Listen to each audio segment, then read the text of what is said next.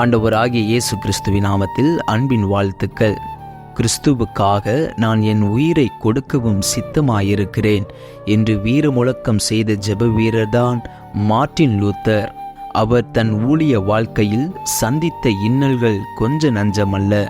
ஆயினும் ஜெபத்தினால் தேவ வல்லமையை பெற்று தேவனுக்கென்று வல்லமையாய் ஊழியம் செய்தார். ஹன்ஸ் லுத்தர் என்ற செப்பு சுரங்க தொழில் அதிகாரிக்கும் மார்கரெட் அம்மையாருக்கும் மகனாக 1483 நவம்பர் 10 பிறந்தார். மார்ட்டின் லூத்தர் சிறு வயதிலேயே சிறந்த ஞானமுள்ளவராக விளங்கினார்.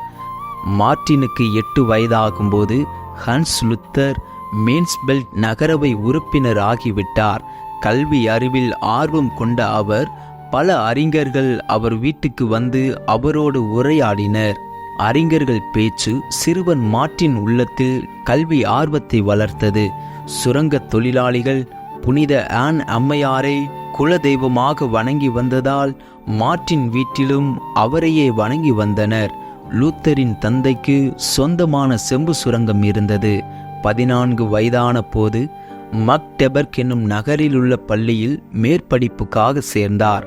அங்கு பிரான்சிஸ்கள் துறவிகளைக் கண்டு வியப்படைந்தார். இளவரசனாக இருந்த ஒரு இளைஞன் தன்னையே வெறுத்து இந்த சந்நியாச மடத்தில் சேர்ந்து பிச்சை எடுத்து தம்மை தாழ்த்தி துறவற வாழ்வு வாழ்ந்ததைக் கண்டு தானும் சந்நியாசியாக வாழ முடிவு எடுத்தார். தகப்பனாரோ மார்ட்டின் ஒரு அரசு வக்கீலாக வர வேண்டும் என்ற எண்ணம் கொண்டு துறவற வாழ்க்கைக்கு சம்மதம் தெரிவிக்கவில்லை. கல்லூரி படிப்பிற்கான செலவுகளை தானே சம்பாதித்து கொண்டார். தந்தையாரின் குடும்ப பொறுப்புகள் காரணமாக அவரை தொந்தரவு செய்ய விரும்பவில்லை. லூத்தர் தெருக்களில் இசை கருவிகளுடன் பாடல்களை பாடிச் சென்றார். அவ்வேளையில் உருசுலா என்ற தாயார் அவரை தன் வளர்ப்பு மகனாக ஏற்றுக்கொண்டார். அவர் வீட்டில் 5 ஆண்டுகள் தங்கி தன் முதுகலை பட்டத்தை எர்பர்ட் பல்கலைக்கழகத்தில் முடித்தார். பல்கலைக்கழக நூலகத்தில் லத்தீன் மொழியில் உள்ள வேதாகமத்தை கண்டுபிடித்தார். அந்நாட்களில் வீடுகளில் வேதாகமங்களை பார்க்கவே முடியாது. வேதத்தில் உள்ள சத்தியங்கள் அவர் அகக்கண்களை திறந்தது. அந்நாளின் ஜெபமும் ஆண்டவர் சிறுவன் சாமுவேலோடு பேசும் நிகழ்ச்சியும் லூத்தரின் உள்ளத்தை தொட்டு அவரை புது மனிதனாக மாற்றியது. 1505 எம்ஏ பட்டமும் தத்துவ பண்டிதர் பட்டமும் ஒரு சேர பெற்றார். பின்னர் 1512 இறையியலில் டாக்டர் பட்டமும் பெற்றார். ஜெபத்தின் வல்லமையை உணர்ந்து கொண்ட மார்ட்டின் தனக்கு கிடைத்த நேரத்தையெல்லாம் ஆண்டவரை நோக்கி ஜெபிப்பதிலும் அவர் பேசுவதற்காக சாமுவேலைப் போல கர்த்தாவே சொல்லும் அடியேன் கேட்கிறேன் என்று வாஞ்சையோடு காத்திருப்பதிலும் நேரத்தை செலவிட்டார். படிப்பு, வேத வாசிப்பு, ஜெபம் இவற்றை தவிர வேறு எதிலுமே அவர் அக்கறை காட்டவில்லை. பின்னர் ஏற்பட்டில் உள்ள புனித அகஸ்டின் துறவியர் மடத்தில் இணைந்து உபவாசித்து ஜெபிக்கும் உண்மையான துறவியாக இருந்தார். போப் 10 லியோ அறிமுகப்படுத்திய பாவ மன்னிப்பு சீட்டு பாவ மன்னிப்பிற்காக கொடுக்கப்பட்டு வந்தது. அவரவர் பாவங்களுக்கு ஏற்றாற் போலவும் இறந்தவர்களுக்கும் பாவ மன்னிப்பு சீட்டு கொடுக்கப்பட்டது. இதனால் தேவனுடைய நாமம் அதிகமாக தூசிக்கப்பட்டது. பாவ மன்னிப்பு இயேசுவின் இரத்தத்தால் அன்றி இல்லை என்பதை மக்கள் அறியாதவர்களாக இருந்தனர்.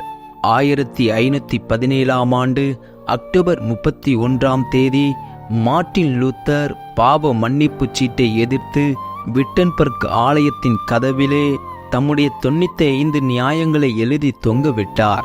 அதுவே சீர்திருத்த திருச்சபைகளுக்கு வித்திட்ட திருநாள். போப் தவறு செய்யாதவர் என்னும் கொள்கையை மறுத்து பாவங்களை மன்னிக்கும் அதிகாரம் போப்பிற்கு இல்லை என்று முழங்கினார். விசுவாசத்தினாலே நீதிமான் பிழைப்பான், கிரியைகளினால் அல்ல என்று முழங்கி லூத்தர் அநேக போராட்டங்களையும் நிந்தனைகளையும் சந்தித்தார்.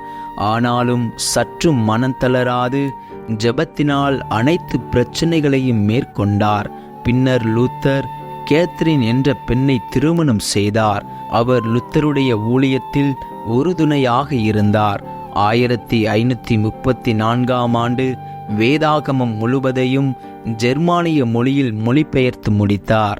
மார்ட்டின் லூத்தர், எனக்கு மிகுந்த அலுவல் இருப்பினும் 3 மணி நேரம் ஜெபிக்காமல் நான் ஒன்றும் செய்வதில்லை என்கிறார்.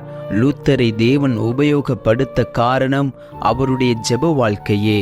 தனது நேரத்தில் பெரும் பகுதியை கிறிஸ்துவோடு நேருக்கு நேர் பேசி ஜெபிப்பதிலேயே கழித்தார். இத்தகைய ஜெப வாழ்வே அவருடைய வாழ்க்கையின் பல பிரச்சனைகளை திட விசுவாசத்தோடு சந்திக்கும் மன வலிமையை அவருக்கு அளித்தது. லூத்தர் 350 நூல்களுக்கு மேலாக எழுதி அச்சிட்டு வெளியிட்டுள்ளார். சத்திய வேதாகமத்தை ஆதாரமாக கொண்டு நூல்கள் எழுதி மக்கள் மனதில் எழுப்புதலை உண்டாக்க அரும்பாடுபட்டார். அநேக அருளுரைகளையும் எழுதியுள்ளார். அவருடைய நூல்களில் மிகவும் புகழ் வாய்ந்தது ஞான உபதேச வினாவிடையாகும். அவரது இடைவிடாத ஜெபத்தால் தனது வாழ்நாளிலேயே தனது சபையின் சீர்திருத்த முயற்சிகள் வெற்றி பெற்று ஐரோப்பாவின் பல நாடுகளிலும் பரவி கனி கொடுப்பதை காணும் பாக்கியம் பெற்றார். இவர் தனது 63ஆம் வயதில் 1546ஆம் ஆண்டு தான் நேசித்த ஆண்டவர் அண்டை சேர்ந்தார். அவர் உடல் எந்த ஆலயத்தில் 95 நியாயங்களை ஆணி அறைந்து ஒட்டினாரோ அதே ஆலயத்தில் பிரசங்க பீடத்தின் அடியில் அடக்கம் செய்யப்பட்டது. நாமும் நம்முடைய வாழ்க்கையில் ஒரு மார்ட்டின் லூத்தரைப் போல தேவனுக்காய் எழும்பி பிரகாசிப்போம். அனலற்ற சபைகள் அனல் பெற்று எழும்பட்டும். ஜனங்கள் சீர்பொருந்தி தேவனண்டை சேரட்டும். ஆவியிலே அனலாயிருப்போம். கர்த்தருக்கென்று ஊழியம் செய்வோம். ஆமேன். கர்த்தர் தாமே உங்களை ஆசீர்வதிப்பாராக.